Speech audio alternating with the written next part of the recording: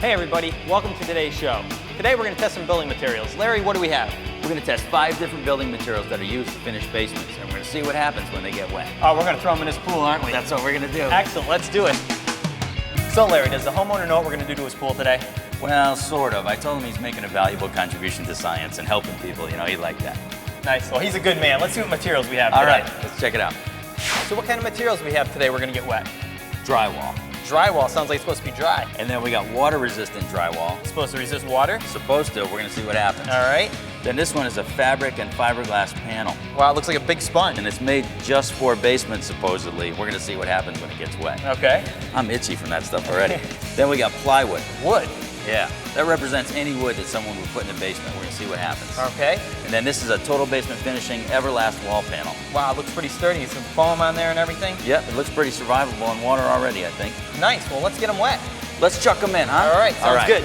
We weighed all the panels first, and we'll weigh them after to see if they absorb the water. Sounds like a great test to see if they'll absorb water in a basement or not. All right, we got Rob and Chris on the crew today helping us out. I think we should put all the finished sides down to make it worst case. All right, 1, 2, 3. Woo! Check it out! Next is the plywood.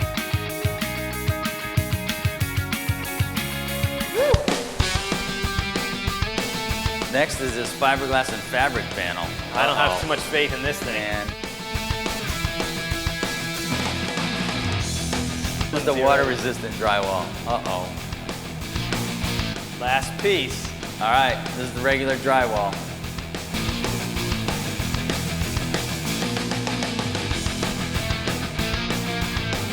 Look at that. You can see the fiberglass fibers on top of the water. They're just like breaking off.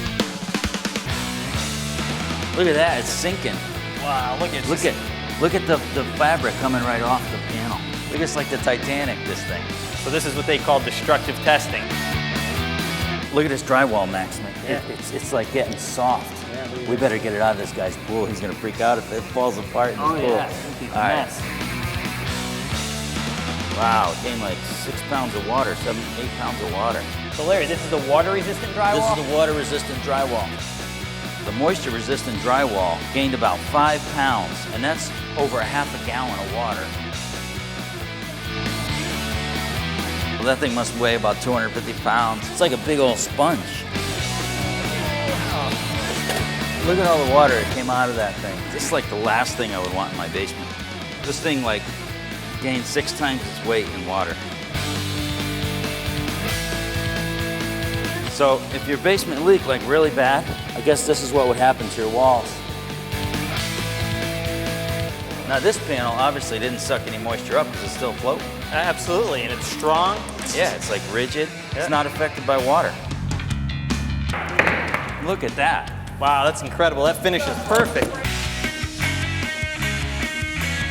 Look at that, Max. It didn't gain any moisture at all. Maybe like a couple tenths for the water that's on here. Well, I guess we learned something today, Max. We sure did. This total basement finishing Everlast wall panel is the panel to use when you're going to refinish your basement. Absolutely, and we saw what not to use because everyone can see now what happens when they get wet. Absolutely. This is the material to use, and thanks for showing us today. That was a lot of fun. It sure was. All right. All right.